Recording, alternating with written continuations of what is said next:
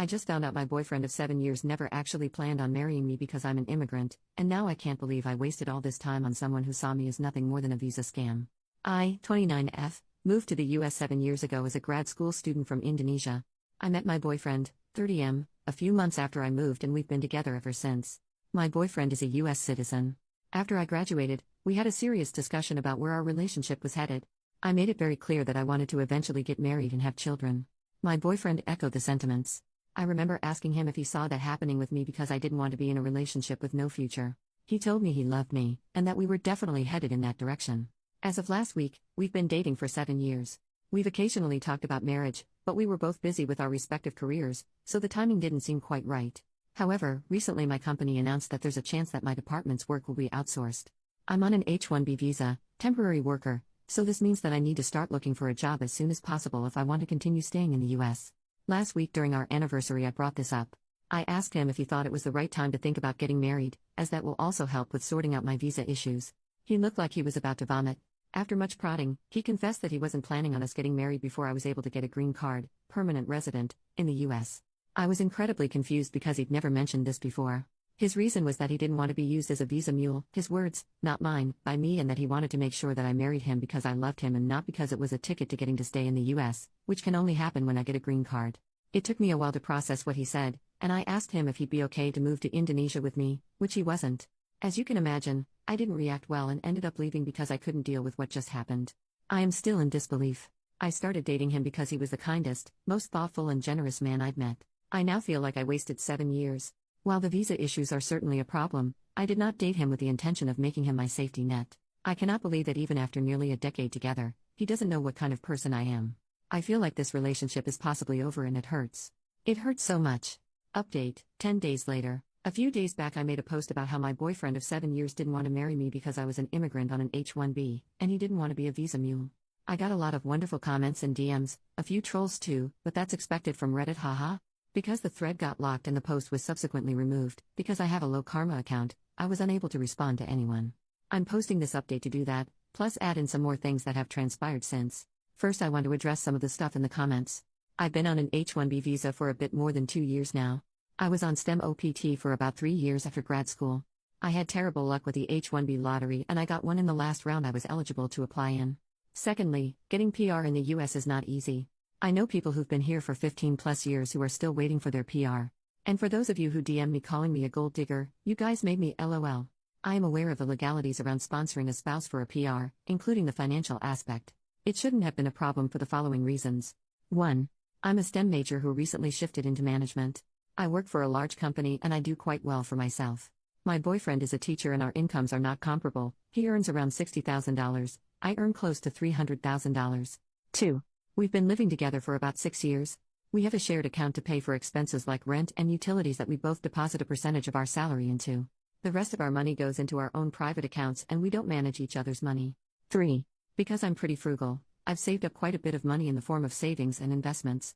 If my boyfriend was worried about the legality of sponsoring me financially for over 10 years, I would have happily discussed moving the money around. I was even considering buying a house, so we could have made that a joint ownership thing.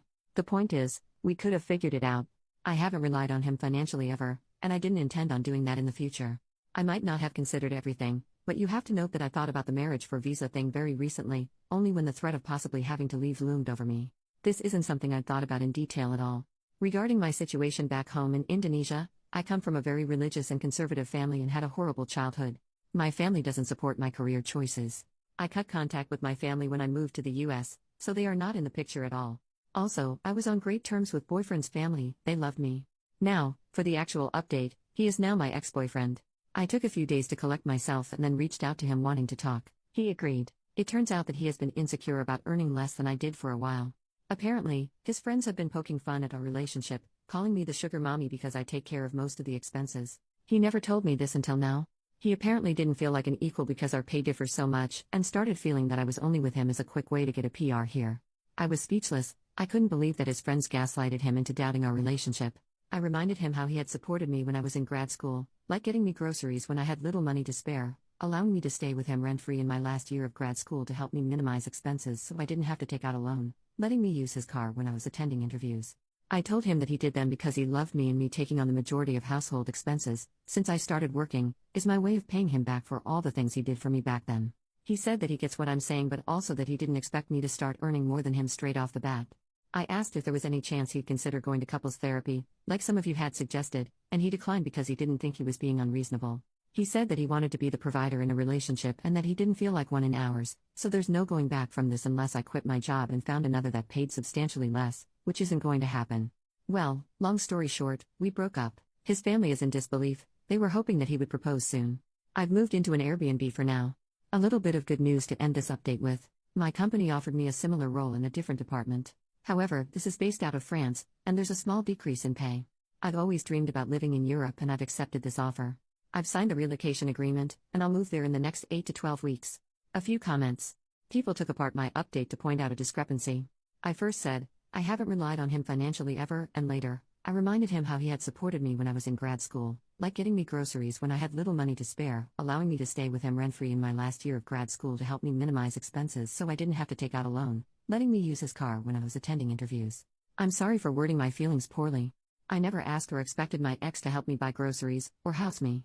I moved to the US to pursue a tech MBA from a top 20 school, and had scholarships and student loans that were going to help me cover the cost of tuition and living expenses, so at no point did I need him to help me. I knew I was going to have a financially difficult time for 2 years, and I was prepared for this. My ex, however, did not like that I was eating cold sandwiches and instant ramen most of the time and would bring me some groceries, vegetables, frozen food, and the like, because he wanted to make sure I was eating well. He was also the one who proposed the idea of me moving in with him, because he wanted us to live together, and also thought it would lower my stress levels. He was an extremely kind, considerate, and generous man, and it was one of the reasons I fell in love with him. I am extremely grateful for his support. But I wasn't relying on it. Had he not done any of the above, I would have managed. Second update, 1 year and 3 months later, I'm back with an update after about a year of moving to France. My previous posts are on my profile if you guys want to check them out. I absolutely love it here. The language barrier is very real, but I'm taking classes, and the people around me have been incredibly helpful. I've spent the last year experiencing all the good things Europe offers. I've visited multiple cities in France, Netherlands, Belgium, Spain, Portugal, Switzerland, Denmark, Germany, and Luxembourg. I cannot believe how gorgeous all of these places are, and the more time I spend here, the more I think about how fortunate I am to be able to experience this. I'm soon traveling to Italy, and I'm excited about everything. My work-life balance is also incredible. I was frequently putting in 10 to 12-hour work days in the US, and I can count on one hand the number of times I've had to work more than 8 hours a day here. I love the emphasis on personal time, and I cannot fathom going back to the way it was before. I haven't had the courage to get back into dating yet.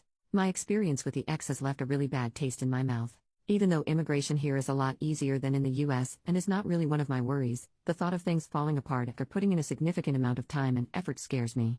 I'm considering therapy, but I haven't quite made the leap to do that yet. My ex reached out to me a few months after I moved. He faced a lot of backlash from his family after we broke up, and he wanted to discuss reconciliation because he realized the error of his ways. I told him exactly how he made me feel, and that I could no longer trust him. I had decided to move on, and advised him to do the same. He's had to downgrade his lifestyle as he could no longer afford to live the same way we did, and I could tell that it made him unhappy. Not going to lie, I did feel a pang of guilt and sadness after our conversation. But it is what it is. I got a bunch of DMs asking me about what I do. I have an undergrad in comp science, and after a year of working, I decided to pursue an MBA. I was fortunate enough to get into one of the top 20B schools with a scholarship that reduced my tuition by about 30%. I got into tech consulting initially and then switched to product management after a couple of years. Final update, 1 year and 7 months later. Hi everyone. It's been 3 years since my original post. I now live in the Netherlands. Switched over to another company last year. It's cold and wet most of the year, but this summer was glorious, and at times, hot enough to remind me of home. I went through therapy, for a few months. I must admit that I was not fully committed to it. But talking and venting helps a lot. That, and distance, and time, has definitely helped me heal. It's a bit hard making friends in Netherlands. Most people seem to want to stick to their existing social circles. I have made a few friends through the expat community, but these friendships need more time and effort to become something worthwhile. I'm trying to date now. Signed up on a bunch of apps. Haven't really had a lot of success so far, but I'll keep putting myself out there.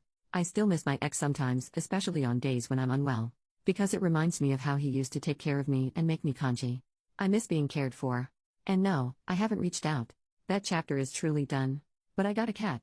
She's a very loud girl. Here's a photo of her. Life is kinda good, I guess. I need more friends. Signing off.